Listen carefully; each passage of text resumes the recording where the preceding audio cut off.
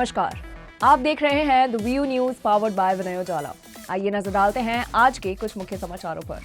भोपाल में पीएम मोदी का पाक को कड़ा संदेश, आतंक के खिलाफ लड़ाई अभी बाकी है। आर्टिकल 370 पर सलमान कुरैशी को मिला बीजेपी नेता गौड़ा का समर्थन।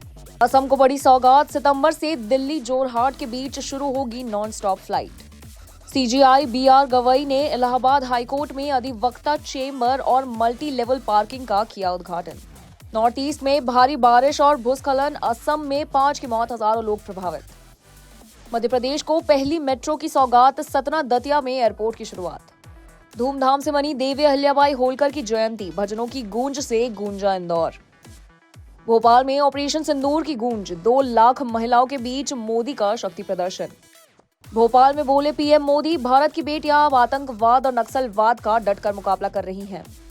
इंदौर में पहली बार CAR-T सेल थेरेपी से सफल इलाज, युवक को मिला नया जीवन। सिंहस्थ में 40 ड्रोन, 200 किलोमीटर तक बनेंगे सुरक्षा कवच। उज्जैन पुलिस जल्द खरीदेगी हाईटेक ड्रोन। कानून के रखवाले ही बने भक्षक, SDOP ने मामूली बात पर पंचायत सचिव और तकनीकी सहायक को पीटा। उज्जैन में स्मृति ईरानी ने किए महाकाल के दर्शन, मंदिर समिति ने किया स्वागत और सम्मान। TIT कॉलेज में छात्राओं से अश्लीलता का आरोप, डायरेक्टर अरुण पांडे पद से हटाए गए। भोपाल में तंबाकू विरोधी दिवस पर जन जागरूकता, HACL ने दिलाई शपथ। पीएम मोदी ने ऑपरेशन सिंदूर को सबसे सफल आतंक रोधी मिशन बताया है। नारी शक्ति की तारीफ करते हुए कहा, अब गोली का जवाब गोली से मिलेगा। नारी शक्ति को सलाम, आतंकियों पर वार। भोपाल में पीएम मोदी ने कहा कि भारत की बेटियां अब हर चुनौती का डटकर सामना कर रही है, चाहे नक्सलवाद हो या सीमा पर आतंक। मोदी ने कहा, चुनौती कितनी भी बड़ी हो, भारत की बेटियां उस पर विजय पा सकती है। साथ ही उन्होंने ऑपरेशन सिंदूर को भारत का सबसे सफल आतंक रोधी मिशन बताया है और कहा, अब गोली का जवाब गोली से मिलेगा। उन्होंने देवी अहिल्याबाई के योगदान का जिक्र करते हुए महिला सशक्तिकरण पर जोर दिया और कहा कि देश की तरक्की में नारी शक्ति की भूमिका सबसे अहम है। ऑपरेशन सिंदूर हमारी नारी शक्ति के सामर्थ्य का भी प्रतीक बना है। हम सभी जानते हैं कि BSF का इस ऑपरेशन में कितना बड़ा रोल रहा है। जम्मू से लेकर पंजाब, राजस्थान और गुजरात की सीमा तक बड़ी संख्या में BSF की हमारी बेटियां मोर्चे पर रही थी, मोर्चा संभाल रही थी।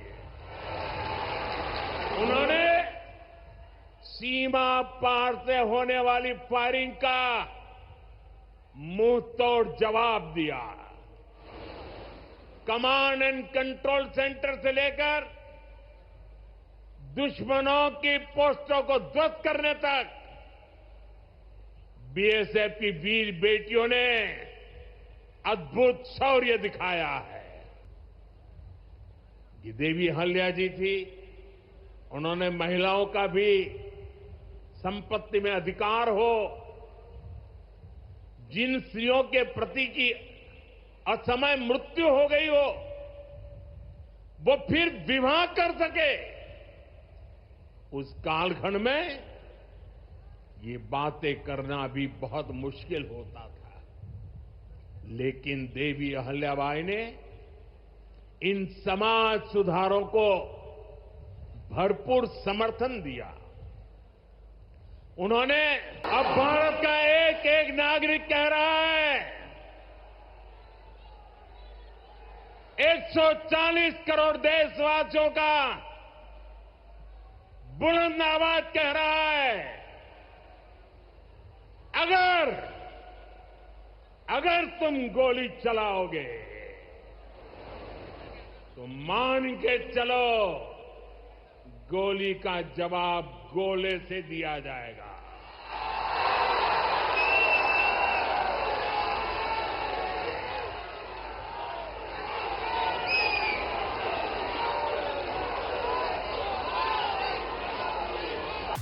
असम, मिजोरम, मेघालय और सिक्किम में बारिश और लैंडस्लाइड से हालत बिगड़े। 5 की मौत, हजारों लोग बाढ़ से प्रभावित हुए। नॉर्थ ईस्ट में बाढ़ और भूस्खलन का कहर। असम में 5 की मौत, 10,000 लोग प्रभावित। असम, मेघालय, मिजोरम और सिक्किम में मानसून की भारी बारिश से हालात बिगड़ गए हैं। असम में कामरूप जिले में लैंडस्लाइड से 5 लोगों की मौत हो गई है और बाढ़ से 10,000 लोग प्रभावित हुए हैं। मिजोरम के लोंगटलाई में भूस्खलन से 5 घर और एक होटल ढह गया। कई लोगों के मारे जाने की आशंका जताई जा रही है। सिक्किम और मेघालय में भी भूस्खलन से जान माल का नुकसान हुआ है।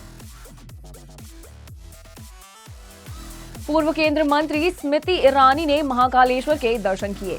संजय पुजारी ने पूजन कराया और समिति ने उनका स्वागत सम्मान किया। पूर्व केंद्रीय मंत्री सुश्री स्मृति ईरानी ने अपने उज्जैन प्रवास के दौरान श्री महाकालेश्वर भगवान के दर्शन किए। पूजन संजय पुजारी द्वारा संपन्न करवाई गई। श्री महाकालेश्वर मंदिर प्रबंध समिति की ओर से अभिषेक शर्मा द्वारा सुश्री ईरानी का स्वागत व सम्मान किया गया।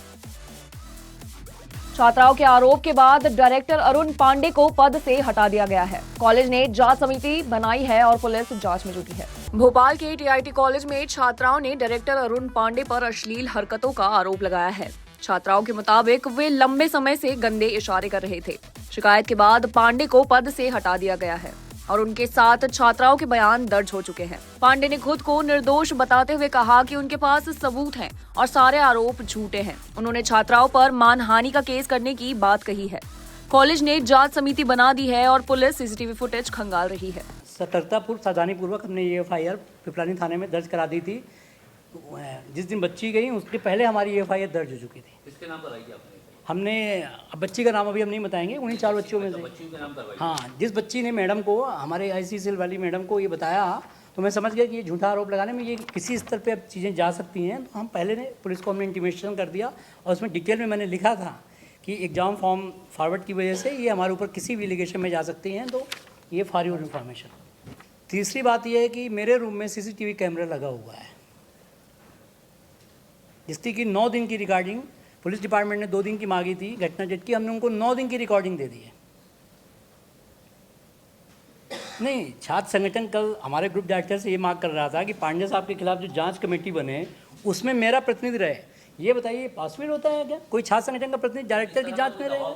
दबाव बना रहा है। कल बहुत दबाव बनाया उन लोगों ने। इस तरह का कोई दबाव बना रहा है? तो मेरा सवाल ये है आपसे कि इस तरह का यदि कोई दबाव बनाता, कोई भी छात्र संगठन, जी नाम भी नहीं जी, लेता, हाँ जी जी, तो क्या उसके खिलाफ आपने किसी प्लेटफॉर्म पर शिकायत करी? नहीं, अभी मैंने बिल्कुल नहीं की। अब ये जब अति हो रही है, जब इस तरह की चीज़ें आनी शुरू हो गई, तो अब मुझे बोलना पड़ रहा है। तो शिकायत करेंगे इसको लिखित में आप किसी? नहीं, अभी मैंने नहीं किया। हाँ, मैंने ये नहीं किया। मैंने कल पुलिस थाने में जरूर एक किसी एक संगठन का नाम ने बताया है कि वो उसमें से इस बच्ची की सिफारिश करने आए थे और मैंने उनको ये बोला था कि देखिए नियम में होगा तो मैं कर दूंगा। और उनकी फुटेज, जब वो मेरे रूम में बैठे थे, उसकी फुटेज भी मैंने पुलिस को कल दे दी है। ऐसी ही खास खबरों के लिए बने रहे हमारे साथ द वीयू न्यूज पर, पावर्ड बाय विनय।